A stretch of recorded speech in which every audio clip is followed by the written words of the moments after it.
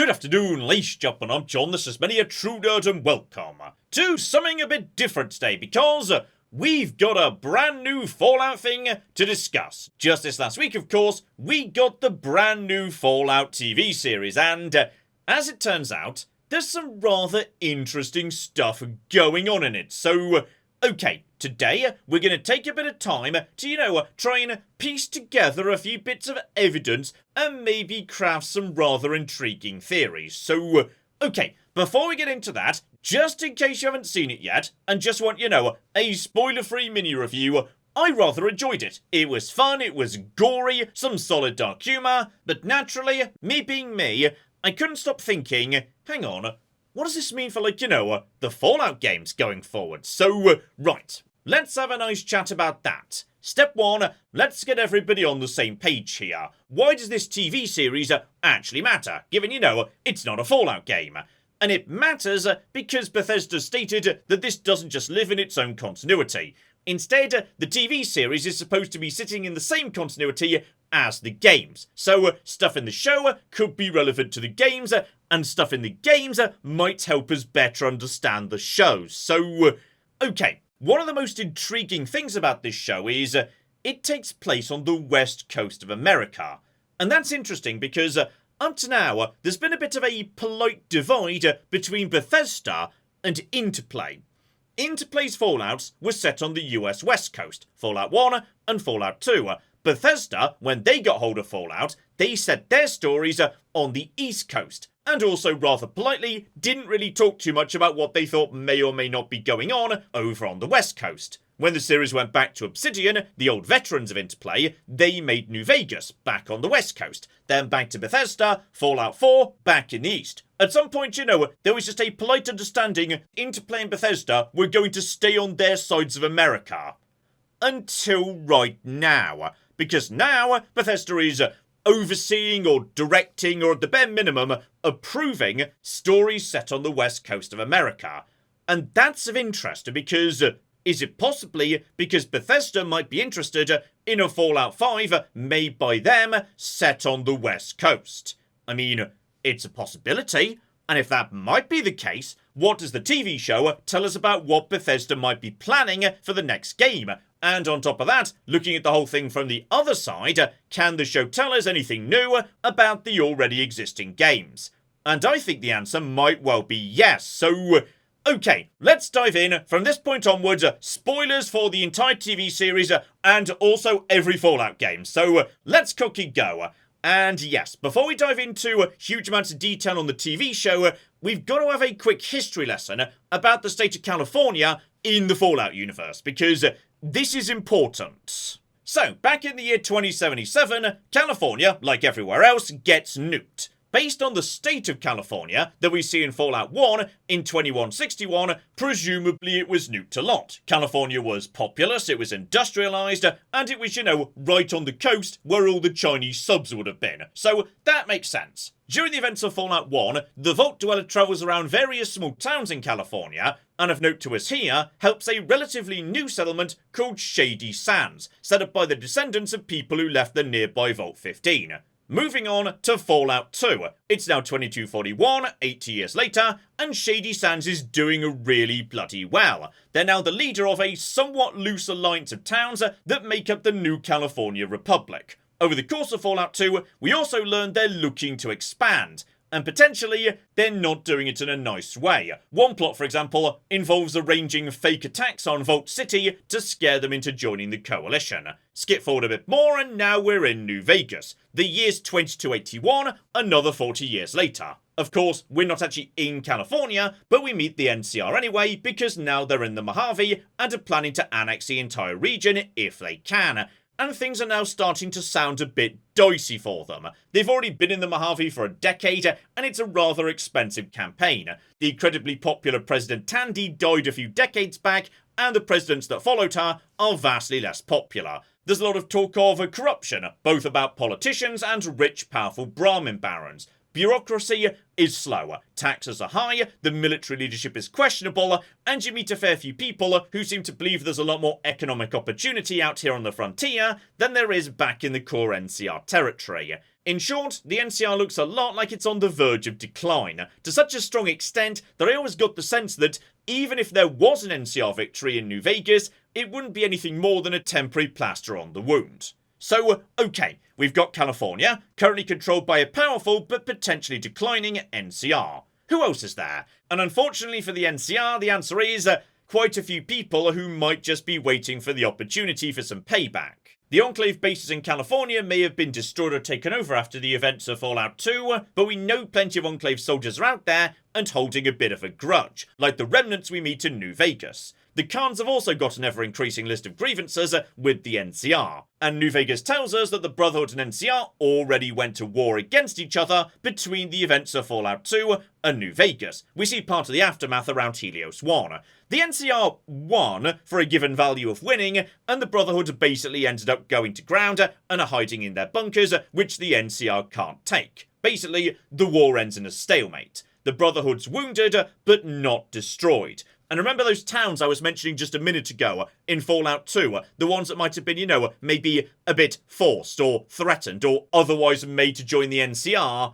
Yeah, you may be starting to notice a pattern here. The NCR is most definitely overstretched and exhausted. And California is cocking full of enemies who are just waiting for the right moment to strike. I already assumed the next time we saw the NCR in Fallout, they would be in a state of either open decline or full disintegration.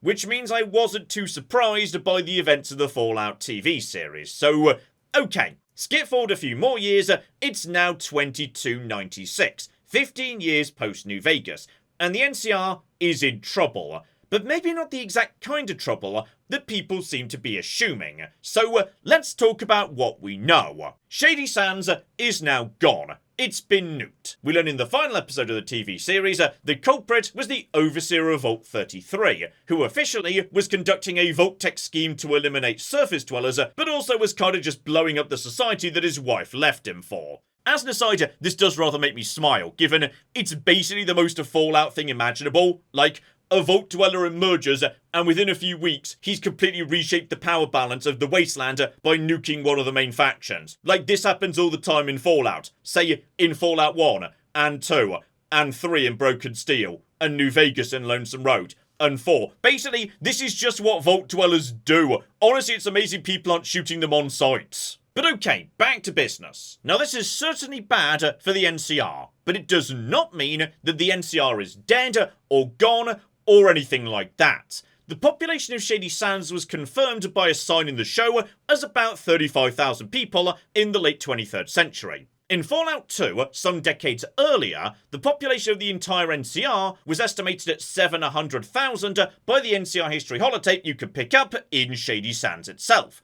And that's before the expansion that occurred during and after Fallout 2. Basically, that nuke took out maybe a low single-digit percentage of the entire NCR population. The main consequence was presumably political. Based on what we see in Fallout 2, it may well have taken out the Senate, the council chambers, and the president. In short, most definitely a big enough problem to cause an already declining NCR to fall apart a bit faster. But we'll get back to, yes, what the NCR itself might be doing in just a second. Instead, let's check in with those other factions we mentioned earlier. So, the Brotherhood. They're back above ground, which is rather noteworthy given, yes, last time we checked in with them, during the events of Fallout 2 in New Vegas, they were just hiding in their bunkers. In fact, not only are they out of the bunkers, they've got permanent bases above ground now. They appear to be training and recruiting. Basically, they've done very well out of a weakened NCR. What about the Enclave? Bit more of a mystery here, given we only see them very briefly at the start of the show, so we don't know how strong they are really, but they do appear to be back in a large scientific facility,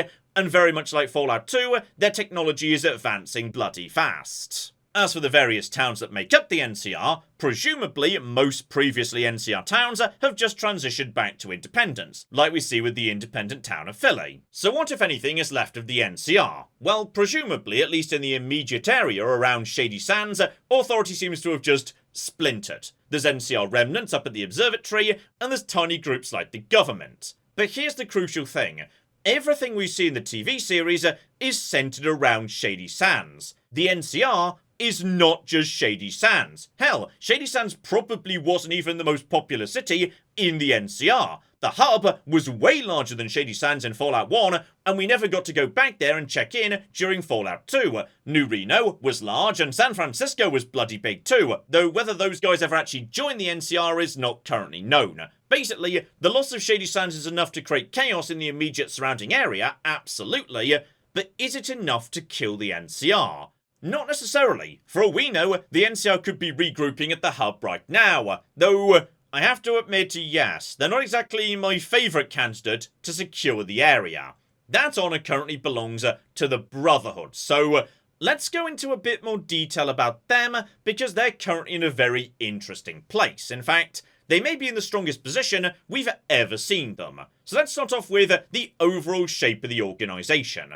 As we mentioned earlier, the West Coast leadership was forced underground during the NCR Brotherhood War somewhere between 2240 and 2280. And while that was happening, a significant expedition headed east. Lyon's Brotherhood, who we meet in Fallout 3, who pretty much go rogue and get cut off by the West Coast, causing a part of their own number to itself go rogue and form the outcasts of Fallout 3. So basically, things not looking good for any part of the Brotherhood. But then Fallout 3 and Fallout 4 happen. With the help of the Lone Wanderer, Lyons defeats the Enclave and secures Adams Air Force Base. With that, the Brotherhood constructs the Prydwen.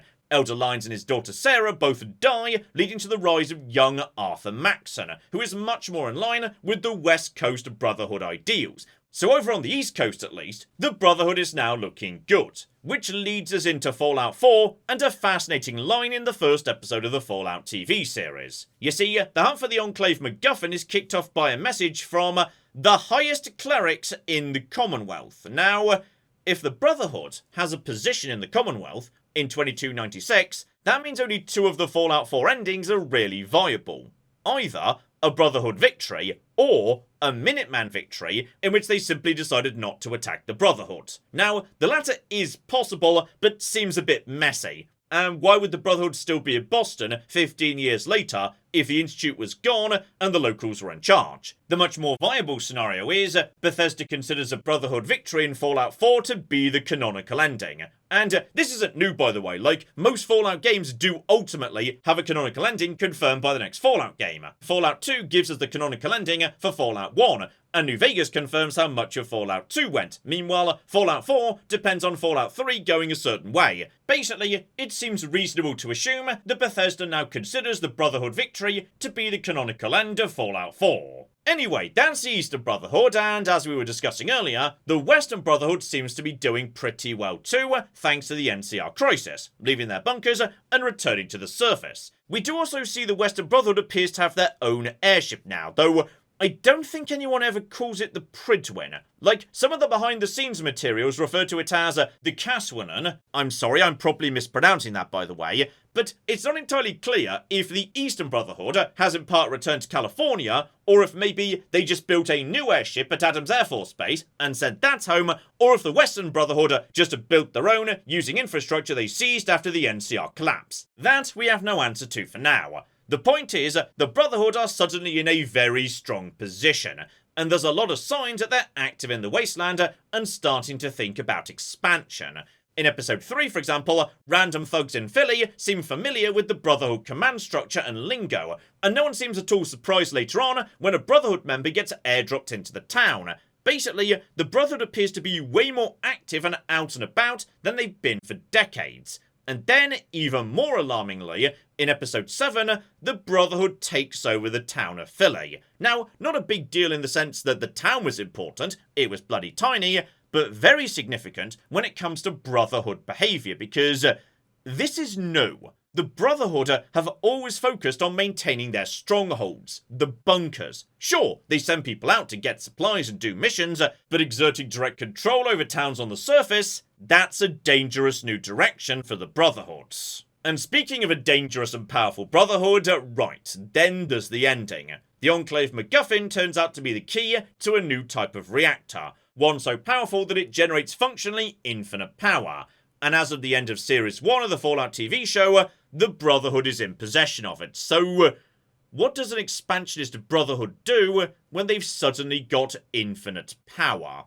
Liberty Prime Mark II perhaps, maybe more airships. Something for Series 2 to explore, no doubt. Still, what we do know is power is always a thing that's in demand in Fallout. The NCR literally invaded the Mojave in part to secure electricity from a Hoover Dam.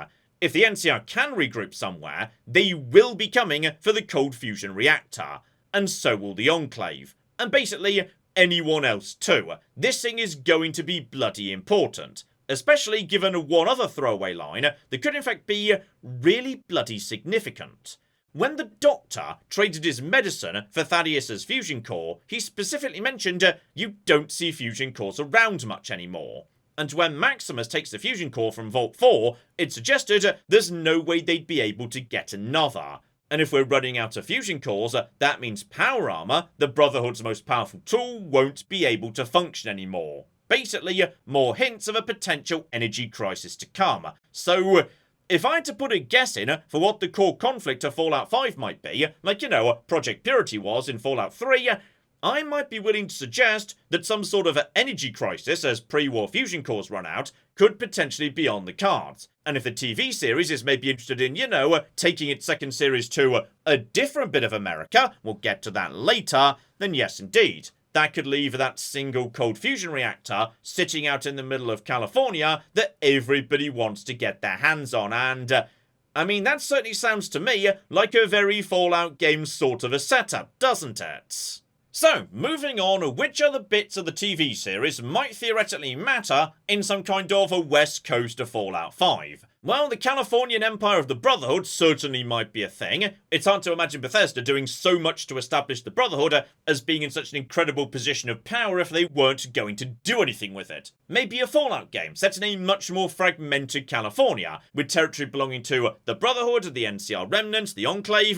That might be cool. And even if Fallout 5 does go back to the East Coast, well, it still sounds very much like the Brotherhood there is in a strong position too. And then there's a handful of other things as well. You see, there's a few details in the Fallout TV series that weren't really strictly necessary for the TV series itself. By which I mean, if you took them out, the story would work pretty much exactly the same, so why are they there at all?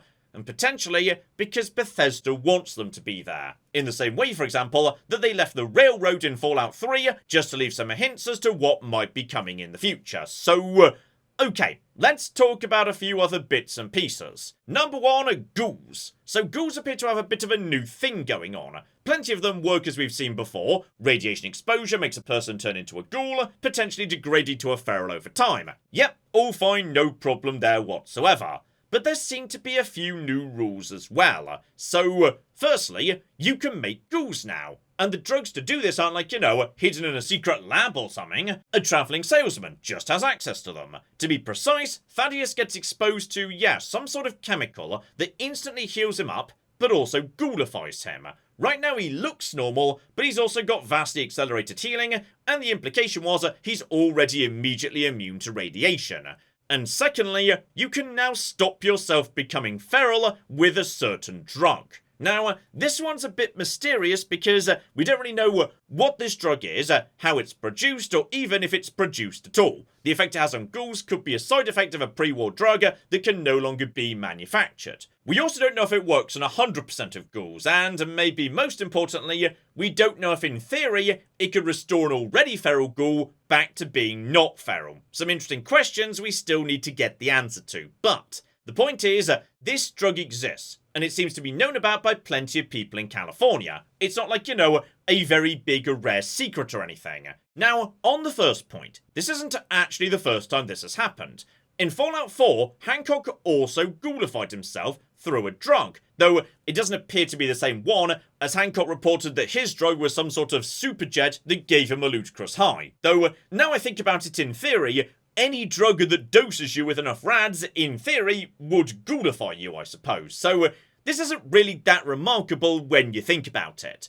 On point 2, though, yes, the anti-feral drug is a bit of a funny one unless this drug and its effects were only discovered in the last 15 years, given in every previous Fallout game, the consensus has always been that going feral is just a thing that might eventually happen and nobody knew a way to stop it. and I can't help but feel that this was brought up an oddly large number of times for something that didn't really have that much bearing on the plot. The ghoul could have had any sort of addiction, and the plot would have worked out in exactly the same way. So why keep bringing the feral cure up so much? And possibly Bethesda wants to do something with this idea down the line. Now, if I was musing on what this scenario could look like, well, a ghoul society that needs to have access to a certain drug is certainly fertile ground for a handful of missions, or say, a limited supply of the drug, where you have to decide who gets it. I can certainly see a whole bunch of nice missions you could construct out of a setup like this. Especially if you wanted to set a game in California, and specifically a California that recently got itself nuked. Meaning there's a lot of people floating around who might have been exposed to a very large amount of radiation. And that's before you get to the already existing NCR ghoul-heavy towns, like Gecko. The supply or lack of supply of such a drug is a huge deal in California. There's plenty you could do with that in Fallout 5 too. Okay, moving on, a quick fire round, because yeah, there's a few things of note that we don't have much detail on. So, the Great War, was it started by Vault-Tec because they knew they'd be the only survivors, and thus win at capitalism or something? And the answer is, possibly it's not very clear. One person in a room suggested it, but also we could kind of just add this to the pile of things that caused the Great War, because 1, we don't know who fired first out of China and America. 2, Mothership Zeta said cocking aliens did it. And 3, I'm pretty sure there's a terminal somewhere in Fallout 3 that implies someone working the radar was just really cocky tired, so maybe that guy started the war by mistake. So sure, maybe Vault-Tec did it too. Possibly they detonated a nuke to trick the US into thinking they'd been fired on first, so they'd fire their retaliation, which made China fire its retaliation, but yeah. Unfortunately, we just can't know because we didn't actually get confirmation as to whether Vault-Tec ever went through with the plan. The biggest issue with this, however, is Mr. House was in the room when they said they were going to do this. So if Mr. House knew, like, precisely when the war was going to start, because he was part of the conspiracy that started it, then that certainly makes it a bit odd that he didn't have his defences in Vegas ready in time. Like, that's probably the biggest hole in the theory right now. On the other hand, there is one solution that blends New Vegas and the TV series together rather elegantly, which is Mr. House learns of Vault-Tec's plan and just pretends to go along with it, while immediately beginning to construct the missile shield that he discusses in New Vegas. His theory being, if Vault-Tec's plan is to hide underground because they think everyone on the surface is going to be dead, all House needs to do is protect Vegas. And not only is he now the strongest faction left in the world after the bombs fall, thanks to Vault-Tec, but he'll have literally centuries to build up his power before Vault-Tec re-emerges. Kind of a fun theory there. So yeah, as for the Vault-Tec bombs, we simply don't know if they actually went through with it. Mark that one down as a maybe, or possibly just accept the wisdom of Leonard Boyarsky, who once said he thinks it doesn't really matter who fired first, because, you know, everyone ends up dead in either case. Over to the Vault to the TV series. What actually cocking happened in Vault 32? Because yes, we know that in Vault 32, they were dead long before the Raiders arrived. And it looks like their crops failed, but if so, why not just ask the neighbouring vaults for help? Because that was literally the entire point of the 3 vault setup. So, bit unclear there. Like, the graffiti suggests that maybe they discovered the secret of Vault 31, so maybe they decided they didn't trust Vault 33 either. Meanwhile, the holotape that was playing was talking about, yes, the real-world rat utopia experiment that suggested that some creatures, even if given all the protection and food and water they could ever want, will still go bananas if they're in a sufficiently confined space. Sorry, that's an oversimplification of the rat utopia experiments, but basically I think we're possibly supposed to just assume Vault 32 went bananas. There may be more to it, given, yes, Vault 32 was repopulated by one of the overseers from Vault 31, but if so, we're not going to find out what that means till next series.